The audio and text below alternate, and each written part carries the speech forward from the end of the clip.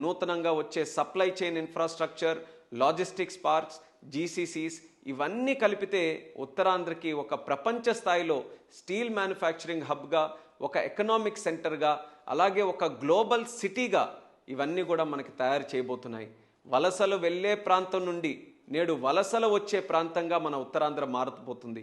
అలాగే ఇవన్నీ కూడా చూస్తుంటే మన ఉత్తరాంధ్ర ఉత్తమాంధ్రగా మారబోతుంది అన్నటువంటి నమ్మకం నేడు చంద్రబాబు నాయుడు గారి నాయకత్వంలో మనందరికీ కలుగుతుంది. అందుకనే చంద్రబాబు నాయుడు గారి దార్శనిక నాయకత్వంలో 21 నెలల్లోనే బ్రాండ్ ఆంధ్రప్రదేశ్ని మళ్ళీ మనం నిర్మించుకున్నాం. అలాగే మన యువ నాయకులు లోకేష్ అన్న గారి సారథ్యంలో నేడు ఆంధ్రప్రదేశ్ ఇన్వెస్టర్ హబ్గా మారి ఈజ్ ఆఫ్ డూయింగ్ బిజినెస్తో మనం స్పీడ్ ఆఫ్ డూయింగ్ బిజినెస్కి వెళ్ళి ఒక అకౌంటబిలిటీతో దేశంలోనే 100 రూపాయలు మన దేశంలో పెట్టుబడులు వస్తున్నాయంటే అందులో 25% మన ఆంధ్రప్రదేశ్ రాష్ట్రానికి ఈరోజు తీసుకొని వచ్చే పరిస్థితి ఉంది.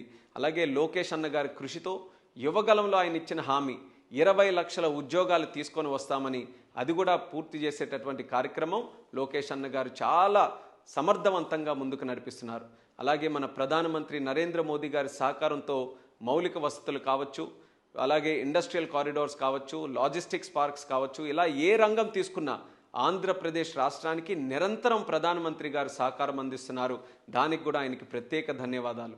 రాష్ట్ర ప్రభుత్వం మరియు కేంద్ర ప్రభుత్వం కలిసి ఒక డబుల్ ఇంజిన్ సర్కార్ మోడ్తో ఆంధ్రప్రదేశ్ రాష్ట్ర అభివృద్ధిని శరవేగంగా ముందుకు నడిపిస్తున్నాయి. స్వర్ణాంధ్ర 2047 ఒక లక్ష్యం. ఆ లక్ష్యానికి సమగ్ర అభివృద్ధి, స్థిరమైన వృద్ధి ద్వారా ప్రతి కుటుంబానికి సంక్షేమ ఫలాలు చేరేలా మనమందరం ముందుకు నడుస్తున్నాం.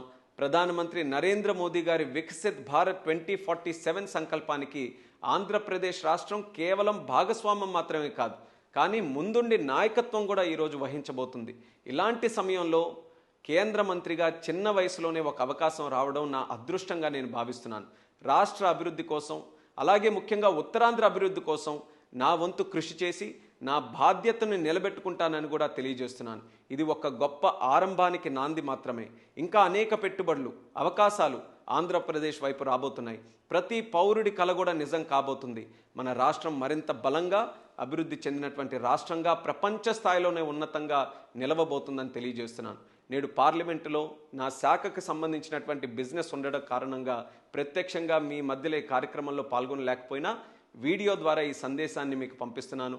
ఈ ప్లాంట్ శంకుస్థాపన సభ సందర్భంగా సహకరించినటువంటి ప్రతి ఒక్కరికి, సహకారం అందించినటువంటి ప్రతి ఒక్క పెద్దలకి నా కృతజ్ఞతలు తెలియజేస్తూ, శుభాకాంక్షలు తెలియజేసుకుంటూ మీ అందరికీ కూడా మరొకసారి నా నమస్కారాలు.